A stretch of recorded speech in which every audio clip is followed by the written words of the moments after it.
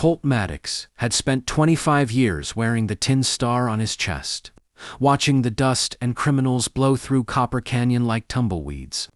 Retirement lay just a week away, and he felt every mile of it in his bones.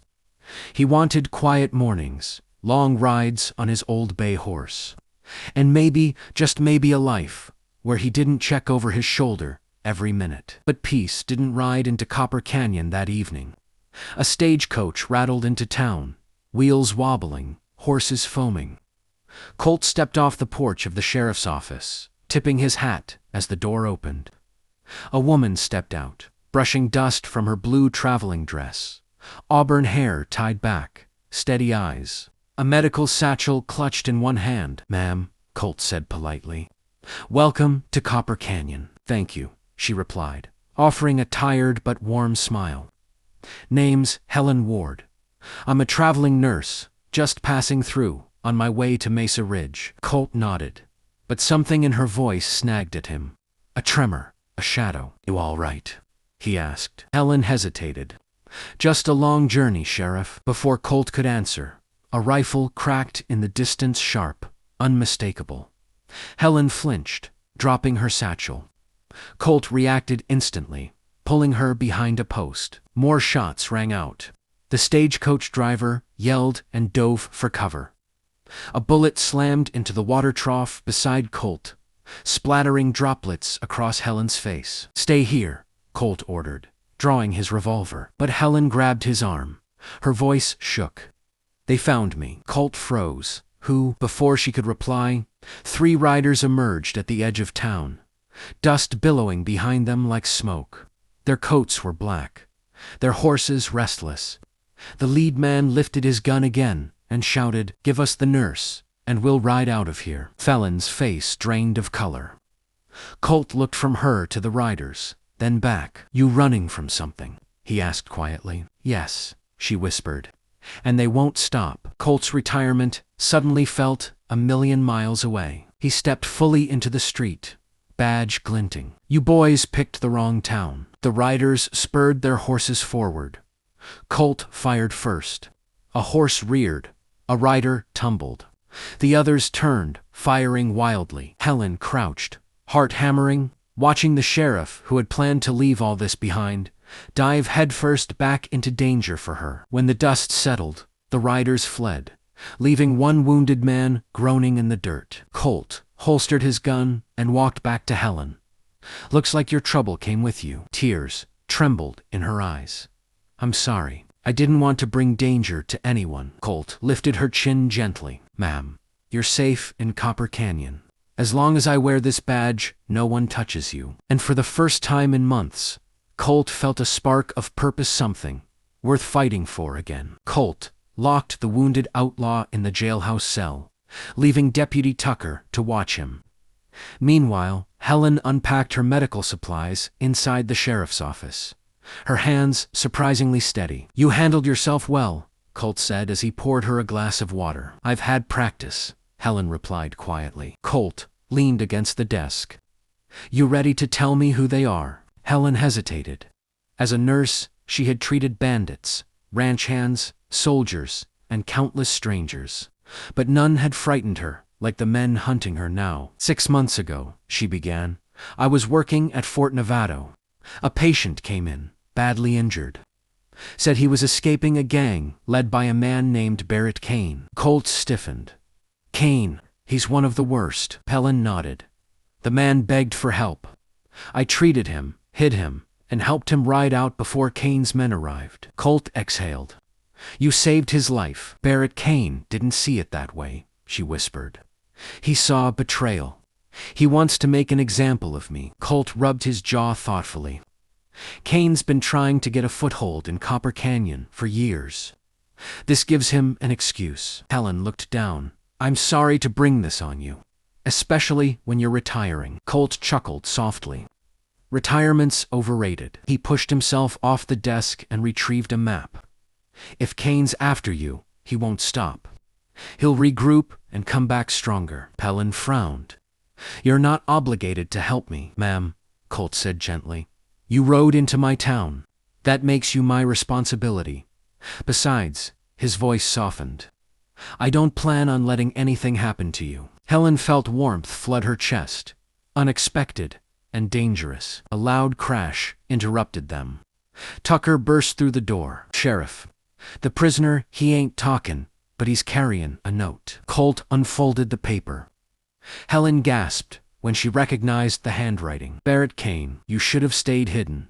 Nurse Ward, I want what's mine. At sundown tomorrow, we come to collect. Anyone who stands in the way dies with you. Colt crushed the note in his fist. He's giving us a deadline, Helen whispered. He never does that. Colt met her eyes. He wants you scared. I already am, she admitted. Colt stepped closer. Then we get ready. Kane's gang won't ambush. Oos will be waiting. Helen studied him. Why are you doing this? Colt's voice was calm and graveled deep. Because people like Kane don't just disappear. They take everything. I've spent my life protecting this town. I'm not stopping now. Helen swallowed hard, and me. Colt held her gaze. You're part of this town now. For the first time since her nightmare began, Helen felt the faintest sense of safety. But outside, shadows lengthened and storm clouds gathered. Kane was coming, and Colt Maddox, the sheriff, who thought his days of fighting were behind him, was riding straight toward danger. Copper Canyon woke to uneasy whispers the next morning. Word spread fast. Barrett Kane was coming. Colt spent the early hours preparing the town. Doors were barred, supplies gathered. Some townsfolk fled to the canyons, but a few stubborn ranchers insisted on staying to defend what was theirs. Helen moved from building to building, offering aid, bandaging scraped hands, calming shaking nerves. She found Colt outside the sheriff's office, saddling his horse. You're going out? She asked, startled. Just scouting the ridge, Colt said. Kane ain't coming through the front gate without someone spotting him. I'll come with you. Colt paused mid-buckle. Helen, it's dangerous. I know how to handle a horse. And I know how to handle fear. Colt looked at her a long moment, then nodded. All right, stay close. They rode into the rugged hills, north of town, sunlight streaking through the clouds. For a moment, it felt peaceful, almost normal. Colt glanced at her, noticing how the wind tugged loose strands of her hair. You ever think of settling somewhere? He asked. Helen smiled faintly. I used to, but running from Kane's gang made that impossible. Colt shifted in his saddle. Maybe after this, you can stop running. She didn't answer, but the hope in her eyes was answer enough. An hour later, they reached a ridge overlooking the valley. Colt raised his spyglass and cursed. Riders, not 3 like yesterday, dozens. Barrett Kane's banner flapped behind them like a vulture's wing. They're coming fast, Helen whispered. Colt lowered the spyglass, jaw tight. We need to warn the town. They galloped back, dust trailing behind them. By the time they returned, the townspeople had gathered in the square. Kane's men will be here within the hour, Colt announced. We hold them at the ridge. Keep them away from the houses. Tucker passed out rifles. The ranchers formed firing lines. Helen stood beside Colt, trembling. This is my fault. No, Colt said firmly. This is Kane's doing, and I swear he won't lay a finger on you. The thunder of approaching hooves shook the earth as Kane's gang crested the ridge. Barrett Kane himself rode front and center, a tall man with a scar running from ear to jaw, eyes cold as stone. Kane, Colt shouted. Kane sneered. That woman belongs to me. Helen flinched. Colt stepped in front of her. You'll face me first, he growled. A tense silence fell. Then Kane lifted his hand. Gunfire exploded. The battle for Copper Canyon began. Ranchers fired from cover. Kane's men surged forward. Horses reared. Bullets tore into the ground around them. Helen ducked behind a wagon, helping the wounded, while Colt exchanged shots with Kane himself. The chaos roared around them. Colt refused to fall back. Not while Helen was behind him. Not while the town depended on him. And as smoke thickened the air, one truth became clear. This wasn't just a fight for Copper Canyon. It was a fight for Helen. And for Colt's last chance at something real. Night settled over a battered Copper Canyon. Kane's gang had retreated temporarily, leaving the town bruised but standing. The wounded filled the saloon. Its wide space turned into an emergency ward, under Helen's command. Her hands were stained with blood, her brow slick with sweat, but she worked tirelessly, stitching wounds and comforting frightened townsfolk. Colt entered quietly, his arm wrapped in a makeshift bandage from a grazing bullet. Helen rushed to him. "You're hurt." "Nothing serious," Colt said. "How are the others?" "Alive. Thanks to you." Colt met her eyes. "Thanks to us." After the last patient finally drifted to sleep, Helen stepped outside, exhausted. Colt joined her, bringing a blanket to drape over her shoulders. "You saved a lot of lives," he murmured. Helen gazed at the quiet, firelit street. "I couldn't have done it without you." Colt hesitated before speaking. "Kane'll come back at first light.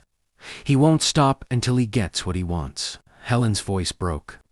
"I don't want anyone else hurt because of me." "Hey." Colt lifted her chin gently, his calloused thumb brushing her cheek.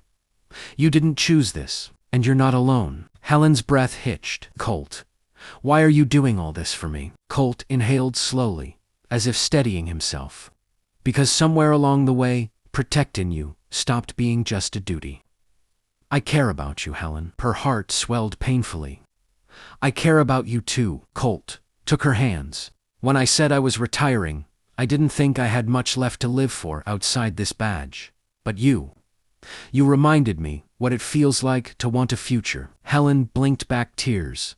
"And I want a future too.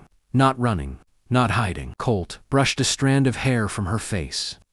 "After tomorrow, when Kane's dealt with, maybe we figure out that future together." Helen leaned into him, resting her forehead against his chest.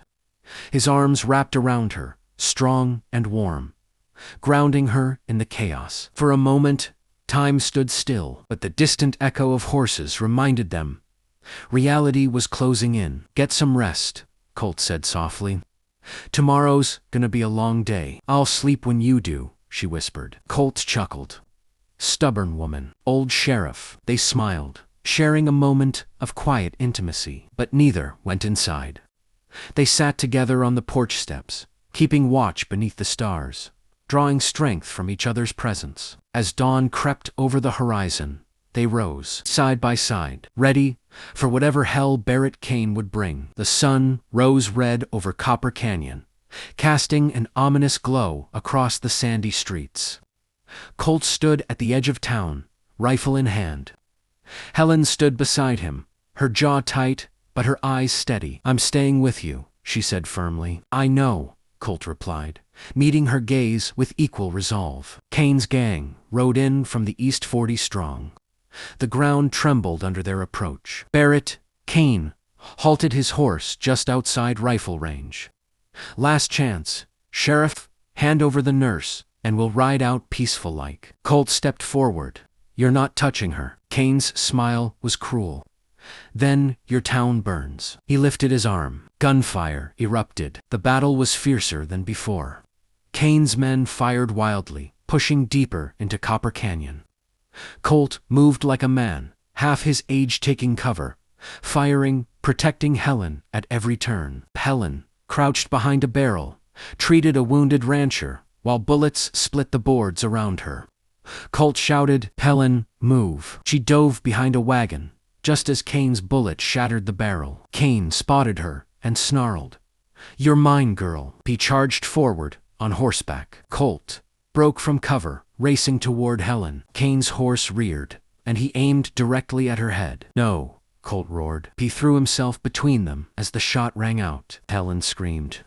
Colt hit the ground, the bullet catching his shoulder, full force. Kane reloaded, riding closer. Helen grabbed Colt's revolver from his holster.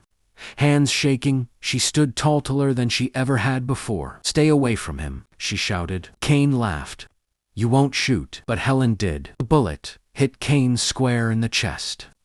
He toppled from his horse, collapsing in the dust. His gang froze. Tucker shouted, their leaders down. Within moments, Kane's men fled in panic, scattering across the hills. Silence fell. The battle was over. Helen dropped the revolver and fell to Colt's side. Colt Please, stay with me. He grimaced. I'm not going anywhere. You saved me, she whispered. Colt reached up, brushing her cheek. No, Helen, you saved us all. She laughed through tears. You're impossible. You love me for it. Helen kissed him soft, trembling, full of everything left unsaid until now. The townsfolk gathered, cheering, crying, celebrating. Copper Canyon had survived, and so had its sheriff. Colt looked at Helen. Reckon retirement's gonna look mighty different now. Helen smiled. As long as we face it together. They held each other as the town rebuilt around them, new beginnings rising from the dust. And don't forget to like, comment, and subscribe for more Western stories.